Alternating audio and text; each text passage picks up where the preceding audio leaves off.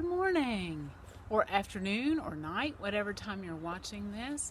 I've decided to tell you the story from outside. I want to talk about Easter. Easter is so important to us and we celebrate. Jesus has risen. But risen from what, we might ask? So Jesus, you know about waving palms. We waved those Sunday. And Jesus went to Jerusalem, and there in Jerusalem, there were some guys who didn't want Jesus to live. They couldn't see his message.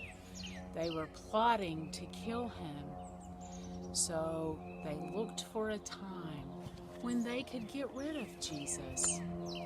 One of Jesus' friends named Judas helped them.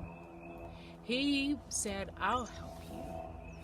In the meantime, Jesus and his disciples were ready to celebrate Passover.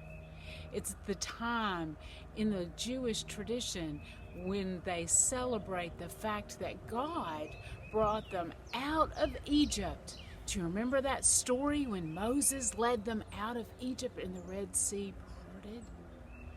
Make the Red Sea part and let them walk right through on dry land. That's what they're celebrating. And so, Jesus and his disciples needed a place to celebrate, and Jesus sent his disciples to find a place. And they did find a place. They called it the Upper Room, where they celebrated Passover together. They also started for us what we call communion, or the Last Supper, or what you might call bread and juice on Sunday.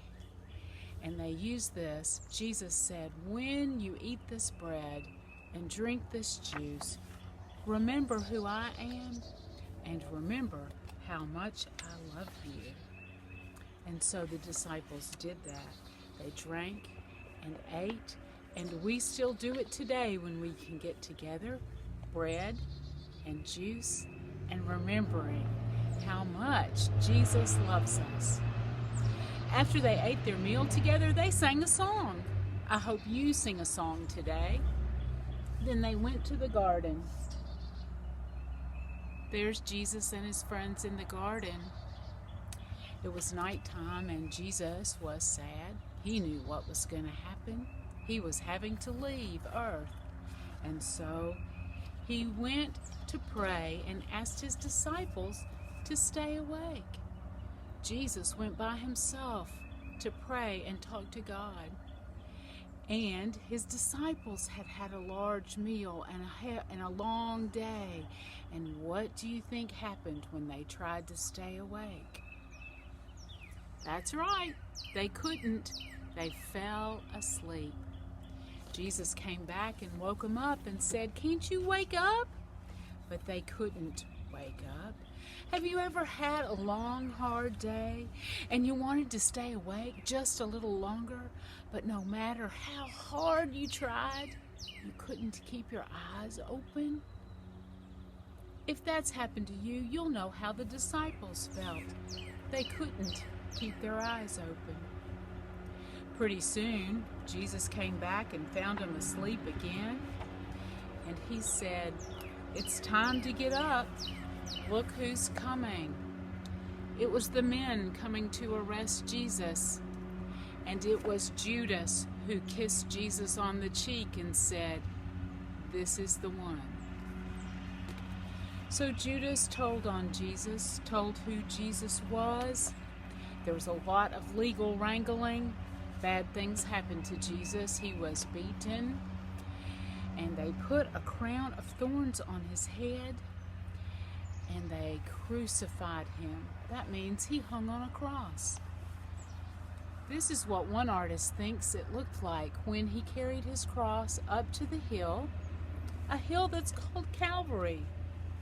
This is what another artist thinks it looks like when Jesus hung on the cross with two other thieves hanging with him. And Jesus' body died.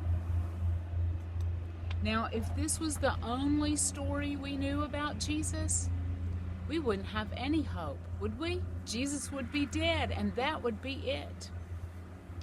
But that's not the only story. It's why we celebrate Easter.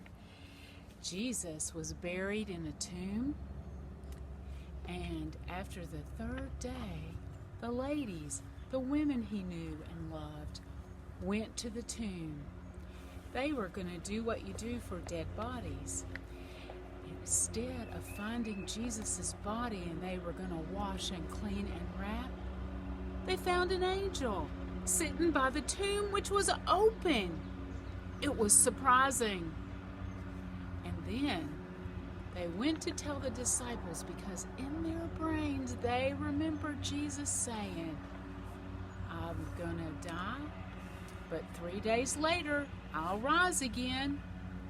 And sure enough, they saw Jesus, who on their way back to tell his friends, Jesus, risen from the dead.